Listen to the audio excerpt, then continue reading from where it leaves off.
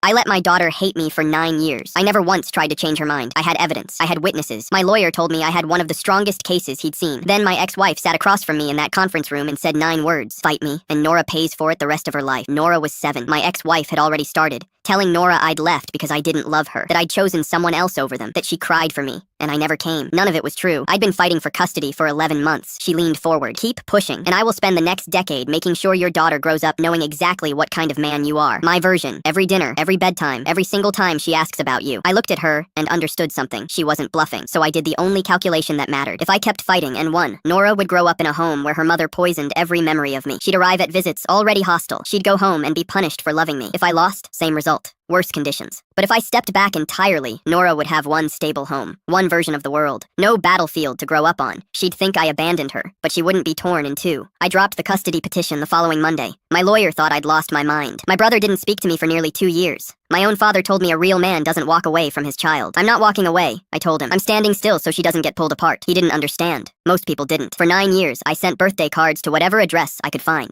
Most came back unopened. 2 were returned with words written across the envelope in handwriting I recognized. I didn't stop sending them. I wrote her letters I couldn't mail. 1 every week, without missing a single one. I kept them in a plastic bin in my closet. 468 letters she'd never read, addressed to a girl growing up without knowing her father chose her peace over his own. I also set money aside every month, not because I thought she'd come back, because if she ever did, I didn't want to be empty-handed. 9 years. I found out she graduated through a photo a mutual friend sent me without being asked. Nora in a cap and gown, not smiling the way she used to when she was small. I printed it and put it next to the only photo I still had of us. Her at 4 years old, asleep on my chest, my hand covering her entire back. Then one evening in March, my phone rang. Number I didn't recognize. Is this Ward Callum? Yes. Silence. Then, it's Nora. My throat closed. I found the cards. Her voice was flat, controlled. She was holding herself together the way you do when you've been crying for hours before making a call. Mom kept them in a box in the garage. All of them. Opened. I couldn't speak. She told me you never reached out, that you disappeared, but you sent a card every single year, to every address we ever moved to. I did. Why didn't you fight harder? Why didn't you just show up? I told her everything. The conference room. The 9 words. The calculation I made when she was 7 years old. The one I'd lived with every day since. The line went quiet for a long time. She told me you chose to leave. I know. You chose to let me believe that. I chose for you not to grow up in a war. I couldn't promise I'd win. I could only promise I'd stop the fighting. Silence. I have the letters, I said. 468 of them. Every week for 9 years. She made a sound I won't try to describe. We talked for 3 hours that night. I didn't sleep. I sat in my kitchen until sunrise, just to stay inside the same day she'd called. That was 8 months ago. Last week, she drove 4 hours to my house. She brought her boyfriend. She wanted me to meet him. We sat at my kitchen table for 6 hours. She went through the letters one by one. She didn't cry. She just read slowly, carefully, like someone learning a language she'd been told didn't exist. Before she left, she stood at my door. I'm still angry, she said. I need you to know that. I know, but I also know you didn't leave. She looked at me the way she used to when she was small. I don't know what to do with both of those things yet. You don't have to figure it out tonight. She nodded. Then she hugged me. The first time in 9 years. I didn't let go until she did.